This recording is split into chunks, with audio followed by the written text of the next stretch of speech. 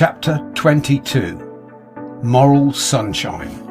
I have gout, asthma and 7 other maladies, but am otherwise very well. Sydney Smith. The inborn geniality of some people amounts to genius. Whipple. This one sits shivering in fortune's smile, taking his joy with bated, doubtful breath. This other, gnawed by hunger all the while, laughs in the teeth of death. T.B. Aldrich. There is no real life, but cheerful life. Addison. Next to the virtue, the fun in this world is what we can least spare. Agnes Strickland. Joy in one's work is the consummate tool. Phillips Brooks. Joy is the mainspring in the whole of endless nature's calm rotation. Joy moves the dazzling wheels that roll in the great timepiece of creation. Schiller. He is as stiff as a poker, said a friend of a man who could never be coaxed or tempted to smile. Stiff as a poker, exclaimed another. Why, he would set an example to a poker. Even Christians are not celebrated for entering into the joy of their Lord. We are told that Pascal would not permit himself to be conscious of the relish of his food. He prohibited all seasonings and spices, however much he might wish for and need them, and he actually died because he forced his diseased stomach to receive at each meal a certain amount of aliment, neither more nor less, whatever might be his appetite at the time, or his utter want of appetite. He wore a girdle armed with iron spikes, which he was accustomed to drive in upon his body, his fleshless ribs, as often as he thought himself in need of such admonition. He was annoyed and offended if any in his hearing might chance to say that they had just seen a beautiful woman. He rebuked a mother who permitted her own children to give her their kisses. Toward a loving sister who devoted herself to his comfort, he assumed an artificial harshness of manner for the express purpose, as he acknowledged, of revolting her sisterly affection. And all this sprung from the simple principle that earthly enjoyment was inconsistent with religion. We should fight against every influence which tends to depress the mind as we would against a temptation to crime. A depressed mind prevents the free action of the diaphragm and the expansion of the chest. It stops the secretions of the body, interferes with the circulation of the blood in the brain, and deranges the entire functions of the body. Scrofula and consumption often follow protracted depressions of mind. That fateful murmur, which is heard in the upper lobes of the lungs in the first stages of consumption, often follows depressed spirits after some great misfortune or sorrow. Victims of suicide are almost always in a depressed state from exhausted vitality, loss of nervous energy, dyspepsia, worry, anxiety, trouble, or grief. Mirth is God's medicine, says a wise writer. Everybody ought to bathe in it. Grim care, moroseness, anxiety, all the rust of life ought to be scoured off by the oil of mirth. It is better than emery. Every man ought to rub himself with it. A man without mirth is like a wagon without springs, in which one is caused disagreeably to jolt by every pebble over which it runs. A man with mirth is like a chariot with springs, in which one can ride over the roughest roads and scarcely feel anything but a pleasant rocking motion. I have told you, said Southey, of the Spaniard who always put on spectacles when about to eat cherries, in order that the fruit might look larger and more tempting. In like manner, I make the most of my enjoyments, and though I do not cast my eyes away from my troubles, I pack them in as a small compass as I can for myself, and never let them annoy others. We all know the power of good cheer to magnify everything. Travellers are told by the Icelanders who live amid the cold and desolation of almost perpetual winter that Iceland is the best land the sun shines upon. You are on the shady side of 70, I expect, was asked of an old man. No, was the reply. I'm on the sunny side, for I am on the side nearest to glory. A cheerful man is preeminently a useful man. He does not cramp his mind, nor take half views of men and things. He knows that there is much misery, but that misery need not be the rule of life. He sees that in every state people may be cheerful. The lambs skip, birds sing and fly joyously, puppies play, kittens are full of joyance, the whole air full of careering and rejoicing insects. That everywhere the good outbalances the bad, and that every evil has its compensating balm. Bishop Fenelon is a delicious man, said Lord Peterborough. I had to run away from him to prevent his making me a Christian. Hume, the historian, never said anything truer than, to be happy, the person must be cheerful and gay, not gloomy and melancholy. A propensity to hope and joy is real riches, one to fear and sorrow, real poverty. Dr. Johnson once remarked with his point and pith that the custom of looking on the bright side of every event was better than having £1,000 a year income. But Hume rated the value in dollars and cents of cheerfulness still higher.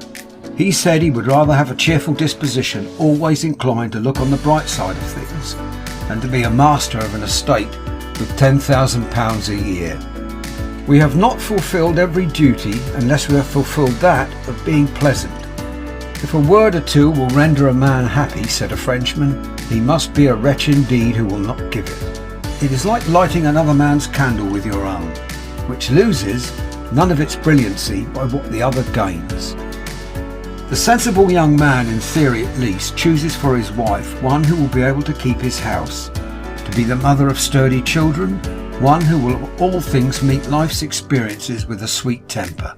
It is impossible to imagine a pleasant home with a cross wife, mother or sister as its presiding genius, and it is a rule, with exceptions, that good appetite and sound sleep induce amiability. If, with these advantages, a girl or woman, boy or man, is still snappish or surly, why, it must be due to her or his total depravity. Some things she should not do. She should not dose herself, or study up her case, or plunge suddenly into vigorous exercise.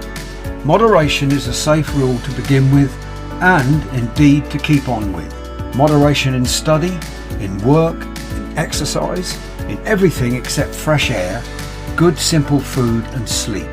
Few people have too much of these. The average girl at home can find no more sanitary gymnastics than in doing part of the lighter housework. This sort of exercise has object and interest and use, which raises it above mere drill. Add to this a merry romp with younger brothers and sisters, a brisk daily walk, the use of a few moments twice a day of dumbbells in a cool airy room, and it is safe to predict a steady advance towards that ideal state of being in which we forget our bodies and just enjoy ourselves. It is not work that kills men, says Beecher, it is worry. Work is healthy. You can hardly put more on a man than he can bear. But worry is rust upon the blade. It is not movement that destroys machinery, but friction. Helen Hunt says there is one sin which seems to be everywhere, and by everybody is underestimated and quite too much overlooked in valuations of character. It is the sin of fretting. It is as common as air, as speech, so common that unless it rises above its usual monotone, we do not even observe it. Watch any ordinary coming together of people, and we see how many minutes it will be before somebody frets, that is, makes more or less complaint of something or other, which probably everyone in the room or car or street corner knew before, and which most probably nobody can help. Why say anything about it? It is cold, it is hot, it is wet, it is dry. Somebody has broken an appointment, ill-cooked a meal, stupidity or bad faith somewhere has resulted in discomfort. There are plenty of things to fret about. It is simply astonishing how much annoyance and discomfort may be found in the course of everyday living, even of the simplest, if one only keeps a sharp eye out on that side of things. Some people seem to be always hunting for deformities, discords and shadows, instead of beauty, harmony and light. We are born to trouble as sparks fly upward, but even to the sparks flying upward in the blackest of smoke, there is a blue sky above, and the less time they waste on the road, the sooner they will reach it.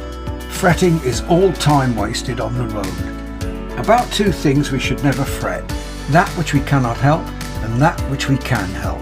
Better to find one of your own faults than 10 of your neighbours'. It is not the troubles of today, but those of tomorrow and next week and next year that whiten our heads and wrinkle our faces. Every man we meet looks as if he'd gone out to borrow trouble, with plenty of it on hand, said a French lady driving in New York. The pendulum of a certain clock began to calculate how often it would have to swing backward and forward in the week and the month to come. Then, looking further into the future, it made a calculation for a year, etc. The pendulum got frightened and stopped. Do one day's work at a time. Do not worry about the trouble of tomorrow. Most of the trouble in life is borrowed trouble, which never actually comes. As all healthy action, physical, intellectual and moral, depends primarily on cheerfulness, says E.P. Whipple, and as every duty, whether it be to follow a plough or to die at the stake, should be done in a cheerful spirit, the exploration of the sources and conditions of this most vigorous, exhilarating and creative of the virtues may be as useful as the exposition of any topic of science or system of prudential art. Christ, the great teacher, did not shut himself up with monks, away from the temptation of the great world outside. He taught no long-faced, gloomy theology. He taught the gospel of gladness and good cheer. His doctrines are touched with the sunlight and flavoured with the flowers of the fields. The birds of the air and the beasts of the field and happy romping children are in them. True piety is cheerful as the day. Cranmer cheers his brother martyrs, and Latimer walks with a face shining with cheerfulness to the stake, upholds his fellow spirits, and seasons all his sermons with pleasant anecdotes. Nothing will supply the want of sunshine to peaches, said Emerson, and to make knowledge valuable, you must have the cheerfulness of wisdom. In answer to the question, how shall we overcome temptation, a noted writer said, cheerfulness is the first thing, cheerfulness is the second, and cheerfulness is the third. A habit of cheerfulness, enabling one to transmute apparent misfortunes into real blessings, is a fortune to a young man or young woman just crossing the threshold of active life. He who has formed a habit of looking at the bright, happy side of things, who sees the glory in the grass, the sunshine in the flowers, sermons in stones, and good in everything, has a great advantage over the chronic dyspeptic, who sees no good in anything. His habitual thought sculptures his face into beauty and touches his manner with grace. We often forget that the priceless charm which will secure to us all of these desirable gifts is within our reach. It is the charm of a sunny temper, a talisman more potent than station, more precious than gold, more to be desired than fine rubies. It is an aroma whose fragrance fills the air with the odours of paradise. It is from these enthusiastic fellows, says an admirer, that you hear, what they fully believe, bless them, that all countries are beautiful, all dinners grand, all pictures superb, all mountains high, all women beautiful. When such a one has come back from his country trip after a hard year's work, he has always found the cosiest of nooks, the cheapest houses, the best of landladies, the finest views, and the best dinners. But with the other, the case is indeed altered. He has always been robbed. He has positively seen nothing. His landlady was a harpy. His bedroom was unhealthy, and the mutton was so tough that he could not get his teeth through it. He goes on to talk of the sun in his glory, says Isaac Walton. The fields, the meadows, the streams which they have seen, the birds which they have heard. He asks, what would the blind and deaf give to see and hear what they have seen? Of Lord Robert's sunshiny face, Rogers said, he always comes to breakfast like a man upon whom some sudden good fortune has fallen. But oh, for the glorious spectacles worn by the good-natured man. Oh, for those wondrous glasses, finer than the Claude Lorraine glass, which throws a sunlit view over everything, and makes the heart glad with little things, and thankful for small mercies.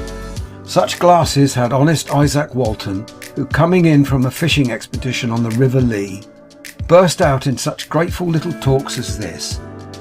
Let us, as we walk home under the cool shade of this honeysuckle hedge, mention some of the thoughts and joys that have possessed my soul since we two met, and that our present happiness may appear the greater, and we more thankful for it. I beg you to consider with me how many do at this very time lie under the torment of the gout or the toothache, and this we have been free from. And let me tell you that every misery I miss is a new blessing. The hypochondriac who nurses his spleen never looks forward cheerfully, but lounges in his invalid chair and croaks like a raven, foreboding woe. Ah, says he, You will never succeed. These things always fail. The thug of India, whose prayer is a homicide, and whose offering is the body of a victim, is melancholy. The Fijian, waiting to smash the skull of a victim and to prepare a bacola for his gods, is gloomy as fear and death. The melancholy of the Eastern Jews after their black fast, and the ill temper of monks and nuns after their Fridays and Wednesdays, is very observable. It is the recompense which a proud nature takes out of the world for its selfish sacrifice. Melancholia is the black bile which the Greeks presumed overran and pervaded the bodies of such persons, and fasting does undoubtedly produce this. I once talked with a Rosicrucian about the great secret, said Addison. He talked of it as a spirit that lived in an emerald and converted everything that was near it to the highest perfection. It gives lustre to the sun, said he, and water to the diamond. It irradiates every metal, and enriches lead with the property of gold. It brightens smoke into flame, flame into light, and light into glory. A single ray dissipates pain and care from the person on whom it falls. Then I found his great secret was content. My crown is in my heart, not on my head, not decked with diamonds and Indian stones, nor to be seen. My crown is called content. A crown it is that seldom kings enjoy. Shakespeare. Yet with a heart that's ever kind, a gentle spirit gay, you've spring perennial in your mind, and round you make a May. Thackeray. End of chapter 22.